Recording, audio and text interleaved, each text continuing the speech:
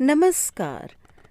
मैं वंदना कहानियों के नगर से आज जो मैं कहानी लेकर के आई हूँ उसका नाम है सोचने वाला पर्वत। एक स्थान पर 3 पर्वत थे। उन पर्वतों के साथ लगी हुई एक बहुत बड़ी खाई थी जिसके कारण कोई उस तरफ नहीं जा पाता था। एक बार देवताओं का उस ओर आना हुआ। उन्होंने पहाड़ों से कहा, हमें इस क्षेत्र का नामकरण करना है। तुम में से किसी एक के नाम पर ही इसका नामकरण किया जाएगा। हम तुम तीनों की एक एक इच्छा पूरी कर सकते हैं। 1 वर्ष बाद जिस पर्वत का सर्वाधिक विकास होगा उसी के नाम पर इस क्षेत्र का नामकरण किया जाएगा। पहले पर्वत ने वर मांगा, मैं सबसे ऊंचा हो जाऊं ताकि दूर दूर तक दिखाई दूं।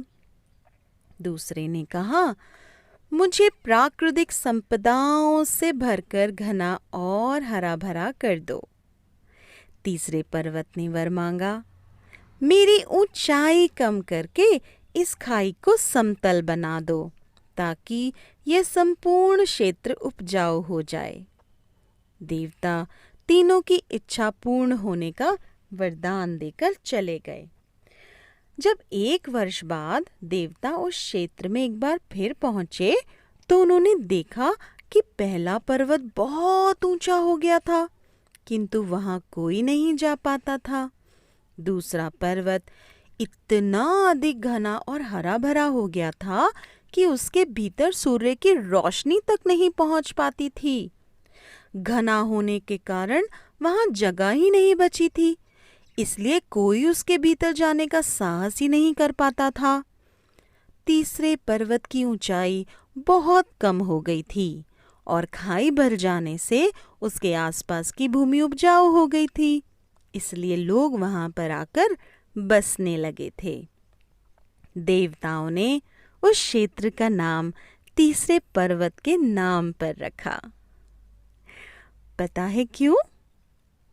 वो इसलिए हर किसी की निगाह में आने की इच्छा और सबसे ऊंचे होना बिना किसी की फिक्र किए अहंकार का प्रतीक होता है। दूसरे पर्वत की बात बताती हूँ।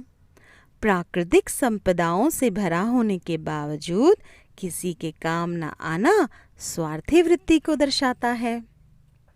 और तीसरे पर्वत ने ऐसा क्यों किया? अपने गुणों व धन का समाज विकास हेतु उपयोग करने वाला ही वास्तव में सम्मान का अधिकारी होता है।